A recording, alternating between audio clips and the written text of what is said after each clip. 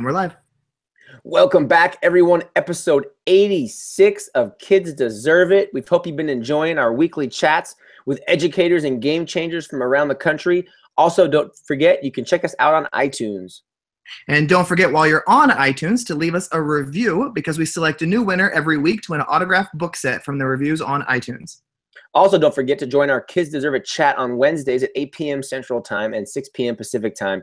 It's a super busy chat. Come down, meet some new people, and expand your PLN. This week, we got another great guest, but first we want to introduce ourselves. I am Adam Welcome, Director of Innovation in the Bay Area of California. I am Todd Nesloni, Elementary School Principal in Navasota, Texas. And our special guest this week is Stephen Lampkin. Stephen, thanks for being with us this week. Yeah, thank you guys so much for having me. We also want to remind our viewers to participate in social media using the hashtag KidsDeserveIt, as we always love seeing everything that is sticking out to people, whether they're listening live or watching the recording later. So, Stephen, we got a few questions for you. So for those that don't know about you, man, tell us about yourself. Yeah, I am an elementary principal, the proud principal at Salisbury Christian School in Salisbury, Maryland. Before moving into administration, I was a reading specialist for a couple of years and taught second grade and kindergarten before that. Nice. Awesome. Yeah. So you've been a principal for a few years now. Mm-hmm. So what do you love most about the job that's different than your other roles you've held at the school? I love that I get to interact with all of the kids in the school as much as I really want to. You know, there's something very special about having your own class of 25 kids that are just yours. But I get to be involved in the daily life with kids, you know, all the way through, and think that's a unique thing. And also just the work that I get to do with staff and with parents. You know, you never know what a day is going to bring, and I like that. So. No, you don't. Yep. So, Stephen, you know that you face some trials that are different than maybe many of our peers. Can you tell our viewers a little bit about that? Yeah, so I was born with cerebral palsy, so it's something that I've grown up with my whole life, limits my mobility a little bit and the use of my left arm. So I can walk, but it takes a little bit more effort to get around. And so that's just been one of those things that I have dealt with growing up. I always have felt very fortunate that I've never known life differently. This is just how my body has worked, and so I've learned to kind of adapt and do life in a way that works for me. So certainly that, you know, provides some extra challenges sometimes in the workplace, getting around and things like that. But I'm really lucky to work in a wonderful school environment that's super supportive with lots of great people who, if there's something I need to do that I can't, they'll step in and help and figure out a way for me to do it. So. Nice. So if some of our viewers don't know exactly what cerebral palsy is, how would you define it for them? So cerebral palsy comes in a very wide range of the way that it's displayed in different people. Basically, it is something that occurs during the birthing process due to lack of oxygen to the brain. And so, you know, it can impact and affect different people in lots of different ways. I have probably what's considered a pretty mild case of it. And for that, I'm, you know, really thankful and fortunate. In my case, there was no complications when I was born, so we don't really have a specific reason for why, which I kind of like. That just kind of adds to my story. Faith is a huge part of my life, and I just believe that it was part of God's will for my life, and always try to use it in ways that is encouraging and uplifting to others. So. Love that. Well, you know, we've talked a lot, Stephen, about how you use your disability in creative ways to inspire and work with your students. Can you kind of tell our viewers a little bit about some things that you do to use what people could view as a negative thing as a really powerful force of instruction? Mm-hmm. Kind of like, you know, we've talked about, certainly there's times where I'll, you know, just have conversations with kids about it. One of the things that I do at the beginning of the year is visit every classroom to do a read aloud. And I always make sure that I just talk about myself and kind of the way that my body works and the way I walk differently, especially with those little pre-K guys who have lots of questions. And, you know, we talk about respectful ways to ask questions about people with differences and things like that. But more than that, I hope that just being around me and kind of doing life in school with me on a daily basis kind of sets an example for kids that we're not all the same. We don't come with all the same abilities. Sometimes those are academic abilities that differ, and sometimes they're physical, and that's okay. My favorite book of all time is The Little Engine That Could, and I kind of think that's a favorite because it resonates with me, and I hope that just my life is an example of perseverance, and that I can demonstrate to kids, especially kids who might feel like they don't fit in or don't look or act like everybody else, that, you know, they're still unique and valued, and that with hard work, you know, the sky's the limit.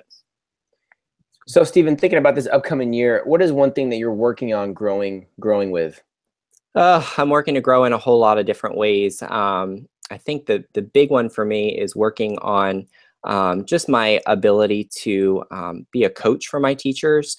I really believe heavily that, you know, not all teachers start out at the same point A, and so they aren't going to get to the same point B at the end of the year. And it's my goal to really come alongside of each of them, and, you know, have coaching conversations. I read Lead Like a Pirate this summer, and there was a lot of good stuff in there about those kind of conversations with teachers. So I really want to grow as an instructional leader to help each teacher kind of meet their potential and move to that next level of excellence. Nice. So, you know, one thing we always like to hear from our guests is what kind of student they were and what school was like for them growing up. So what was school like for you growing up? I was one of those kids that loved school. I was always devastated at the end of a school year because I didn't want to leave my teacher and go to the next teacher. I had amazing, amazing teachers growing up that made learning fun. They taught me to be a very avid reader and to love read. And they really embraced my differences. One of my favorite stories is about one of my gym teachers when I was in elementary school. He always found very creative ways to involve me in PE. My favorite is that I think it was in second grade, they were doing like a floor hockey unit. And I used crutches to walk at that point. And so he just took one of those big foam, you know, floor hockey things and stuck it on the bottom of my crutch so I could stand and be the goalie. And so I was just really fortunate to have great teachers that that really made school fun and a great experience for me. That's cool. So who is someone, Stephen, that inspires you or challenges you to be better? I was born, I like to say, with teaching in my blood. My parents are both retired educators. My mom was a kindergarten teacher for lots of years. And I grew up kind of watching her love for her kids, her very strong classroom management, her desire to do what was best for the kids. I think she was living the kids deserve it mantra without even realizing it. And so that really sticks with me and inspires me. My dad was a middle school music teacher, and he was a very innovative teacher. He was always doing new things with his band and kind of pushing the limits. And so he really set that example for me. So I think a lot in the day-to-day, even more than I realized, just their influence has impacted me and continues to challenge me. Awesome.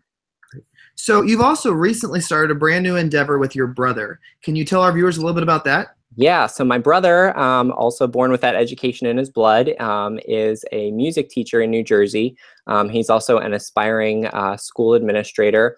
And so we just over the past couple of years have talked a lot just about our different perspectives on education. And so we've launched a website and a blog together that we're pretty excited about, just to be able to kind of share for our own reflection and growth through writing, but also to kind of share those different perspectives. You know, right now he's coming from the teacher perspective, I'm coming from the administrator perspective, and sometimes we can kind of help each other see the other side of things, so to speak, and get some perspective. We really both have a very strong belief that, you know, schools should be places that feel like families, where kids and teachers and staff and parents and board members all are uplifted and respected. And so we hope that through our writing, you know, that we'll be able to influence kind of education in that way as well. He's a great example of somebody that demonstrates you don't have to be in a position of leadership to be a leader. And he's doing some really cool things in his school and in his district from his current position just as a music teacher. And that's been cool for me to see and learn from him as well. So 100%, man. I love you said that, because a lot of people think that, well, I'm not a principal, I'm not like a leader, but yeah, you know, everybody's a leader, you know, Absolutely. Teachers, office managers, custodians, you name it. And if you are a site leader, you know, building those leaders on your campus is so important. So absolutely excited to see what comes of that. So we love talking about books on our show. What's something that you're reading right now that maybe you'd recommend to others, professional, personal, anything to throw out there? I just finished reading, like I said, Lead Like a Pirate was one that I read this summer. I've got a couple of the other books from Dave Burgess in my Amazon shopping cart that are coming soon. Also, Todd had recommended the book Pax to me, a great piece of young adult lit that was really powerful. I loved that. So I'm always looking to add to my own bookshelf and read, like you said, things that are going to help me grow professionally, but also books that I can share with kids and kind of keep them excited about reading too. Nice. And Pax is one of my favorites. So I was so happy when you chose to read that one. So good. So Stephen, you know, we all have those days where it's just a rough day and we don't want to get out of bed or we don't want to go through and do what we have to do. In those moments when you have to kick your butt into gear, what do you do that helps you work through that? Lots of coffee is the number one. But beyond that, for me, it's kind of just remembering to go back to my why I'm doing what I do. You know, I kind of mentioned before that my faith is a huge part of why I do what I do. I want to leave a lasting legacy that that points people back to Jesus. And so starting my day off in scripture and just with some quiet time for myself kind of always gets my perspective and my head on straight and helps me go into the day. Even if I'm not necessarily feeling pumped up and motivated, remembering kind of why I need to go out there and be my best for this school community that I get to serve. So. All right, man. Every week we like our guests to leave a challenge for our viewers. What is your challenge for the week? My challenge. There could have been so many, especially at this kind of back to school time of year. But I think that there are very few things that are more powerful than a handwritten note for someone. You know, technology and tech tools and emails and things like that are great. But there's a lot of power in knowing that someone took the time to write something down handwritten to encourage. And so I'm kind of starting the challenge with myself to just write a couple different handwritten notes of appreciation to people this week. You know, administrators, you can do that to your teachers, obviously, teachers to your students, but also want to challenge people to think beyond just your immediate scope and think about kind of like, you know, you said, those other leaders on campus, you know, whether it's the maintenance crew, the technology crew, the office staff, parents, you know, make sure that everybody that's part of your school community is affirmed and built up. Nice. Awesome. Well, Stephen, thank you so much for being a guest. You know, I love the work you do, and I'm always inspired by a lot of the stuff you share. So I appreciate you coming on and giving us some of your time today. Thanks for having me, you guys. Really appreciate it. We also want to thank all of our viewers for listening and watching the show. Remember, you can tweet us using the hashtag KidsDeserveIt. We also encourage you to hop onto iTunes and leave us a review. Make sure you include your Twitter handle so we can contact you about the prize packet. Join us every Wednesday for our Twitter chats, and we will see you all with our next interview.